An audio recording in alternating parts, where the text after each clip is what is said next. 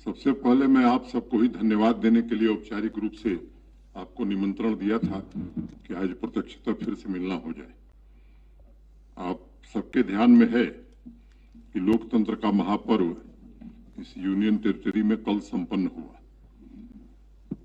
मुझे लगता है कि ये एक मील का पत्थर साबित होगा और यहाँ के विकास और नवनिर्माण में कल जो चुनाव हुआ है इसका बहुत ही महत्व होगा। मतदान के जो आंकड़े अभी तक उपलब्ध हुए हैं उससे एक बात स्पष्ट हो गई है कि जम्मू कश्मीर का चाहे यूथ हो, चाहे बुजुर्ग हो, किसान हो, मजदूर हो, मध्यम वर्ग हो, प्रोफेशनल हो या व्यापारी हो, सबने बढ़ चढ़ करके ग्रास रूट डेमोक्रेसी को मजबूत करने के लिए, यहाँ की उन्नति और प्रगति को जन जन तक पहुंचाने के लिए और तरक्की को एक नई दिशा देने के लिए भारी संख्या में मतदान किया है। अगर पिछले लोकसभा चुनाव से और इस चुनाव के मत प्रतिशत की तुलना करेंगे आप, तो कठिन स्थानों पर भी विपरीत मौसम के बावजूद मैं कह सकता हूं कि कई स्थानों पर दुगुना मतदान हुआ है। और इसके लिए मैं श्रेय आपको देना चाहता हूं। पिछले दिनों जनता से सीधा संवाद स्थापित करने का जम्मू कश्मीर प्रशासन ने जो प्रयास किया, उनकी समस्याओं के समाधान में जिस तरह की रुचि सबने मिलकर के दिखाई और उसको आपने जिस ढंग से लोगों तक पहुंचाने का काम किया, मैं मानता हूं कि आपकी भी भूमिका अत्यंत महत्वपूर्ण रही है। तीसरी बात, मुझे लगता है कि भारत के संविधान में जो संशोधन हुआ 73rd और 74th, उसमें जो कमियां रह गई थी, पंचायतों को और अर्बन लोकल बॉडीज को मजबूत करने के लिए जो काम किया जा सकता था, वो अधिकतम काम पिछले 3-4 महीनों में हमने किया।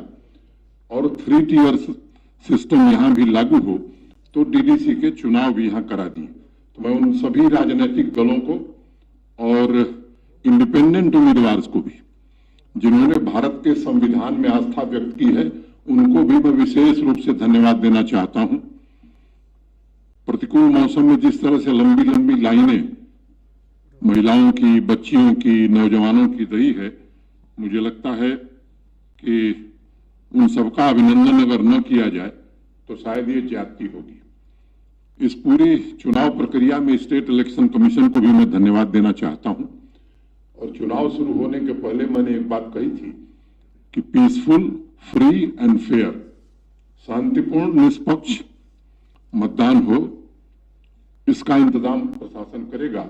और मुझे प्रसन्नता है कि छोटी मोटी एक आध घटनाओं को देख लें तो इसके अलावा सामान्य रूप से बहुत शांतिपूर्ण ढंग से फ्री एंड फेयर इलेक्शन हो गया है।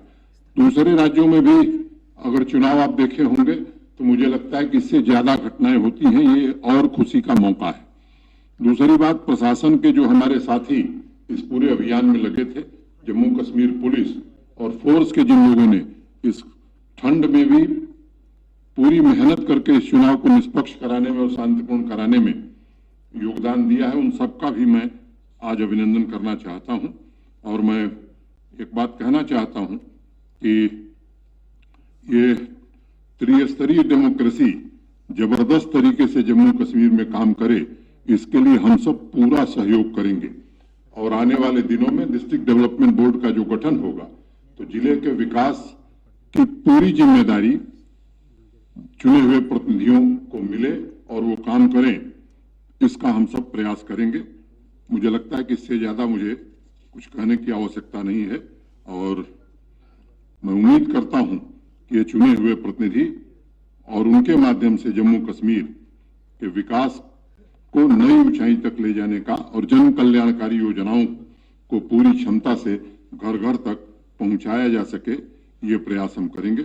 एक बार फिर से मीडिया के साथियों के प्रति मैं आभार व्यक्त करता हूं और सभी राजनीतिक दलों को विशेष रूप से साधुवाद देता हूं कि भारतीय संविधान में आस्था व्यक्त करते हुए जो संशोधन हुआ उसको उन्होंने पूरी तरह स्वीकार किया। बहुत बहुत धन्यवाद, नमस्कार। फिर आगे भी श्रीनगर में मेरा रेगुलर हर महीने 1-2 बार मिलना होता था। जम्मू थोड़ा देर से आया और ठंड भी बड़ी कड़ाके की पड़ रही है, लेकिन मैं उम्मीद करता हूं कि जल्द ही आप सबसे भेंट होगी। क्रिसमस और नए वर्ष की एडवांस में शुभकामना आप सबको देता हूं और उम्मीद करता हूं कि जल्द हम सब मिलेंगे। आपकी जानकारी में है कि 26 सितंबर को देश के सम्माननीय प्रधानमंत्री जी, जब 26 दिसंबर को देश के सम्माननीय प्रधानमंत्री जी एक सेहत योजना का शुभारंभ करने वाले। आपको ये भी मालूम है कि आयुष्मान भारत प्रधानमंत्री जन आरोग्य जब शुरू हुआ था तो उसमें एक क्राइटेरिया थी कि 2011 के सेंसस में जो लोग गरीबी रेखा के नीचे जीवन यापन करते हैं ऐसे परिवारों को 5 लाख रुपए का हेल्थ कवर हर साल मिलेगा। उसी तर्ज पर, ठीक उसी तर्ज पर यहाँ 30 लाख लोगों को सुविधा आयुष्मान भारत में मिल रही है। 1 करोड़ लोग बच गए थे तो हम लोगों ने एक फैसला किया कि इन 1 करोड़ लोगों को भी 5 लाख रुपए के इलाज की सुविधा आयुष्मान भारत सेहत के नाम से हमने ये कार्यक्रम शुरू किया है, इसमें दी जाए।